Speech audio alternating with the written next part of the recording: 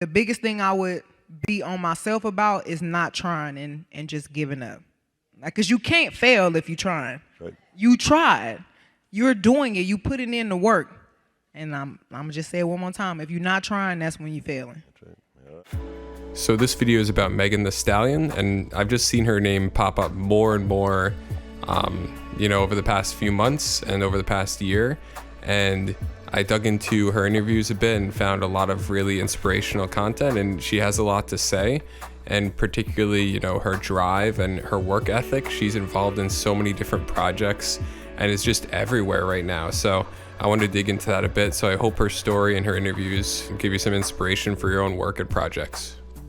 Well, first of all, I feel like creating your own legacy and creating your own wealth is super important to me as a Black woman, because I feel like originally we didn't have a lot of opportunities. Just even as women, but specifically Black women, we didn't have a lot of opportunities. So for me to be able to be in this position today and be able to create generational wealth and be able to create a future for my future family, I feel like I gotta go super hard, because I know if my grandmother and my mom could have did that for me, they would have. But I now have the opportunity to do that for my future family. So I wanna go extra hard for what's not even here yet. But you can just bring that money and leave them money, but you're doing the work. So what's the choice there? In terms of actually having to actually learn and roll up your sleeves versus let the money just roll in. I feel like when you just let people give you things, you don't get to learn. You didn't have to go through any hardship. You didn't have to learn a lesson. You didn't have to bump your head. Like, it was nothing that you actually gained from somebody giving you something. So I feel like me actually being in every field that I'm in, not just rap, when I take on a new project, like, I'm very hands-on. I feel like now I'm learning and I have knowledge. That's why I wanted to finish getting my degree, because I wanted to learn something. I wanted to have this knowledge of things so later on I could pass it on to somebody else. So I feel like me actually learning and growing and bumping my head and making the mistakes is more than just somebody giving me something. I was always trying to make sure I was making everybody else happy. Like, I wanted to be just the poster child for all this. Like, I just wanted to be good. Like, and I didn't want to, I didn't want to rub nobody the wrong way. Wanted to be nice. I just wanted to be nice. But I feel like I've started learning that everybody, doesn't extend that same courtesy. Well, let me say that the album is called Traumazine. Did I say that right? Yes. So this is the definition: a chemical released in the brain when it's forced to deal with painful emotions caused by traumatic events and experiences. That's kind of been your life for the last 2 years. Yeah, like probably the past 3 years. I kind of wanted to talk about everything that's been happening to me since like 2019, since my mom passed. Yeah. And I feel like I just kind of worked through it. Like, I never really dealt with it. And I'm not saying I'm like still in a good place about it. I'm not saying I worked through it at all. Like, I just feel like now I'm coming to a place like where it's all hitting me. Like, oh my gosh, all this stuff is happening to me. It did happen to me. I go through so much, and I feel like I just always keep it inside, and I always just keep working through it. But now I'm kind of feeling like, dang, You have to deal with it. I have to deal with this. I can't keep not talking about it. I can't keep running from it. Like, I got to deal with this. Was it a release? Was it cathartic when you were in the studio? Were you on the mic and you would start to cry? Like, was this like a I was therapy? crying more so writing the songs than recording the songs. Like, it kind of felt like a weight off my chest a little bit, like actually saying some of these things out loud. But yeah, it felt good to like say it out loud, and I feel like it feels good to like have people understand where I'm coming from, because so many people could tell my story. So many people got something to say about me that don't even know me, but I'm like, okay, well, how about this? Let me put a little bit of my feelings in my music, and then you can see where I'm coming from. Why don't you actually share about that? You went back and finished your degree even after you become a superstar. So you didn't need this degree to do everything you're doing, but you went back, and we were even talking earlier today about how you would sit there in class and you're just kind of keeping your head down and just being a regular student. Why you didn't have to do that? Why'd you do that?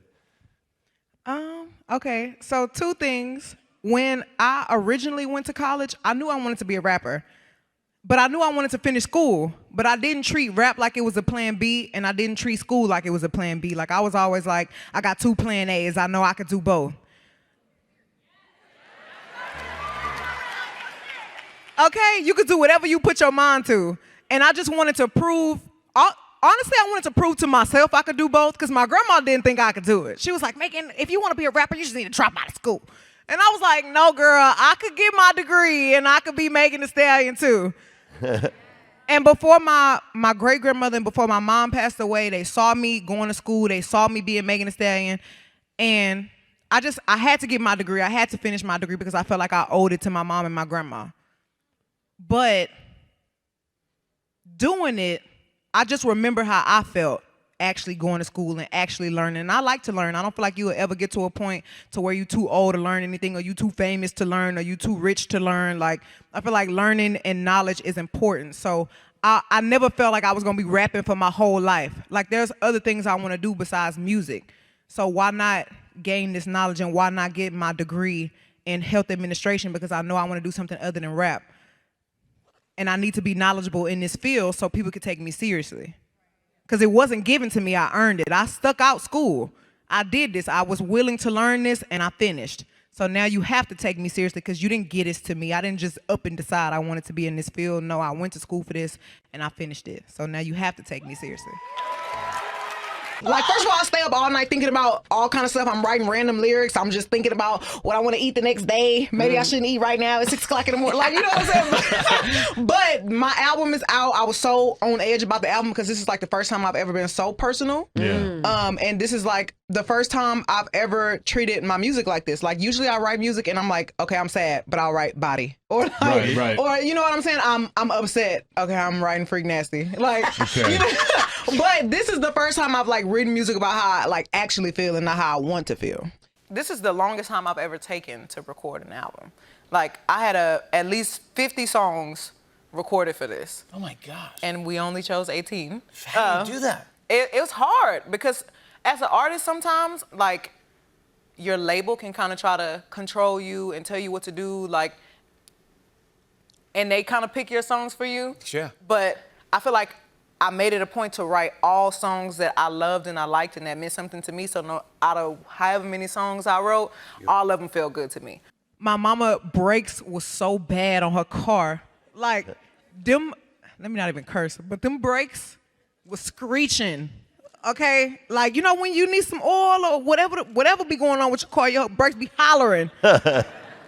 I was like, Mama, please take me to the shop. She was like, Meg, you know how my brakes sound. You know how they are. Like, we can't pull up to this cypher. I was like, no, Mama, we really got to go. Please take me.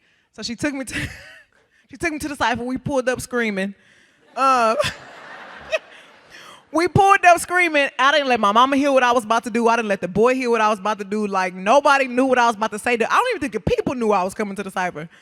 So when I pulled up, brakes hollering, I got out the car and I started rapping. And everybody was so blown away. Like, they was like, okay. And I knew I was that girl. I felt like I was that girl, but it was just like, I had to, not that their opinion mattered, but I just knew I was about to go up there and show out and prove to them that I was that girl and I deserved to be here. So ever since that cypher came out, like, it just took off. So I just feel like me being myself and me believing in myself, knowing that what I came here to do, and I treat every situation like it's that cypher. Like, I treat every situation like, you don't know who I am, but I'm about to show you today. I don't write songs about how I feel. I write songs about how I want to feel.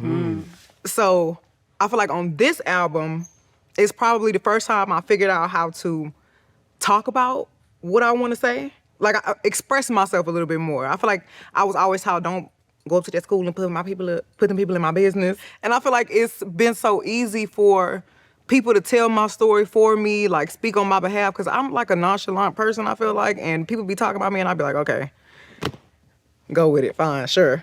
But like, I see now that it kind of can get out of control. So I feel like I wanted to just take control of my narrative, take control of my own story, tell it my way, tell it, you know, from me. I feel like a failure, because I don't really think you can fail. Like, You're not, if you're learning, you're not failing, by the way. Right, but if you give up on yourself, that's when you really fail.